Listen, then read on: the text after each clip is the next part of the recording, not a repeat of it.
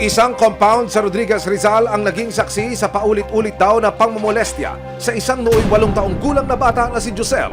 Hindi niya tunay na pangalan. Anong pwede nyo ikwento sa akin, Tay, nung madiscover nyo itong ginagawang pambabastos po sa inyong anak? Nandun po ako sa bahay niyo, nakita ko. May nakaupo ko rito sa pintuan. Aha. Kasi yung anak ko, itong yung tito niya, naglalaba. Tapos yung anak ko, pumunta na CR, binabastos na. Aha. Ilang beses na ginagawa sa anak ko yun. Makalipas ang 7 taon, habang nagkakaisip ang dalagita, lumalakas rin ang loob niya. Nakaipon ng tapang si Josel para wakasan na ang paulit-ulit na pangmomolestya di umano ng kanyang tiyuhin at pinsan. Humingi na raw ng tulong ang dalagitang si Josel sa kanyang ina na tinawag naming si Delia.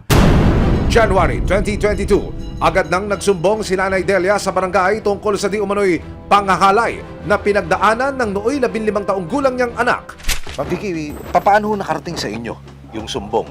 At ano ho yung kagyat nyong ginawa? Agad naman po nagpa-responde yung aming hepe ng Barangay Tanod. Malapit lang po kasi sa aming headquarters yung area nila eh. Opo. Mas naunang dumating po yung mag-ina. Okay. Doon sa aming nagresponde. Humingi na po ako ng sasakyan para madala siya sa WCPD. Okay.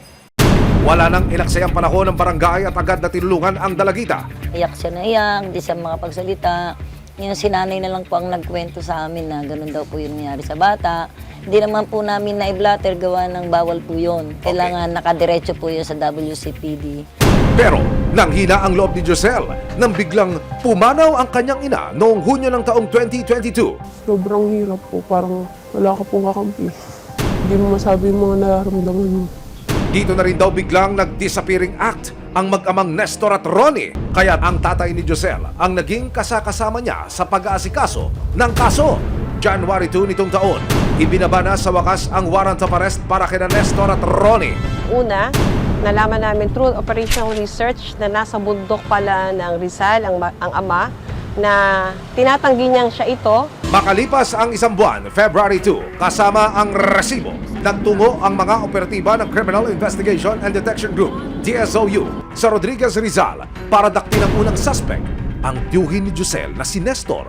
Pero pati paghahanap, kalbaryo rin! Kinailangang umakyat ng bundok at tumawid ng ilog ang mga operatiba para matunto ng suspect. Tagong-tago, Tatay Nestor! Aksyon, ebidensya, resibo, walang lusot ang may